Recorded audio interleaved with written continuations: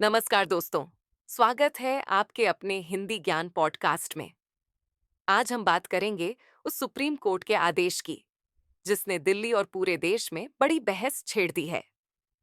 Supreme court का आदेश 11 अगस्त 2025 को supreme court की दो जजों की बेंच ने आदेश दिया कि दिल्ली और एनसीआर यानी नोएडा, गुरुग्राम, गाजियाबाद और फरीदाबाद के सभी आवारा कुत्तों को 8 हफ्तों के भीतर शेल्टर होम में रखा जाए।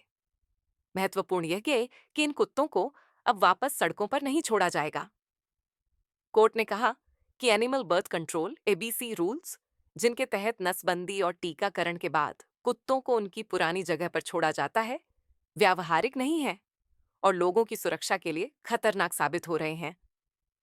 समस्या कितनी बड़ी है?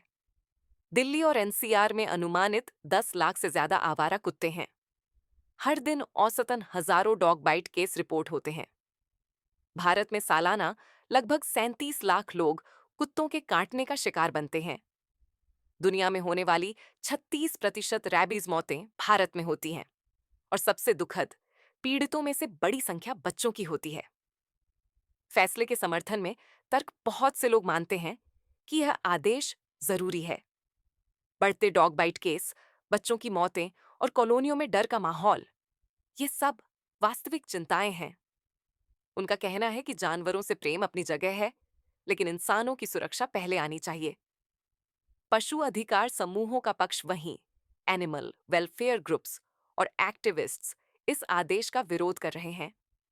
उनका कहना है, दिल्ली में इतने बड़े पैमाने पर शेल्टर की व्यवस्था ही नहीं है। लाखों कुत्तों को कैद करना अमानवीय होगा।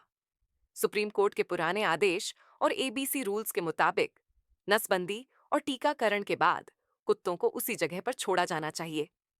उनका सुझाव है कि असली समाधान है नसबंदी, वैक्सीनेशन और पब्लिक अवेयरनेस।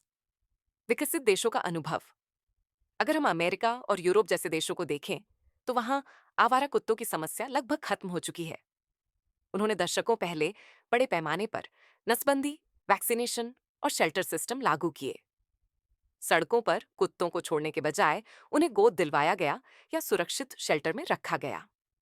इसी कारण वहां डॉग बाइट और रैबिस के मामले बेहद कम हैं। भारत में लोग क्या कर सकते हैं? जब तक भारत में कोई ठोस नीति लागू नहीं होती, हमें अपनी जिम्मेदारी समझनी होगी। अपने पालतू कुत्तों की समय पर नसबंदी और वैक्सीनेशन करवाए। मोहल्ले के आवारा कुत्तों को हिंसा से न हटाए, बल्कि स्थानीय प्रशासन एनजीओ से संपर्क करें। बच्चों को सिखाएं कि किसी अनजान कुत्ते को उकसाएं नहीं। अगर डॉग बाइट हो जाए तो तुरंत प्राथमिक उपचार और एंटी रेबीज वैक्सीन लगवाए। यही सावधानी बंदर और अन्य जानवरों के काटने या खरोंचने पर भी अपनाए, क्योंकि वे भी रैबीज फैला सकते हैं। याद रखें, रैबीज का कोई इलाज नहीं है। बचाव का एकमात्र उपाय है समय पर टीकाकरण।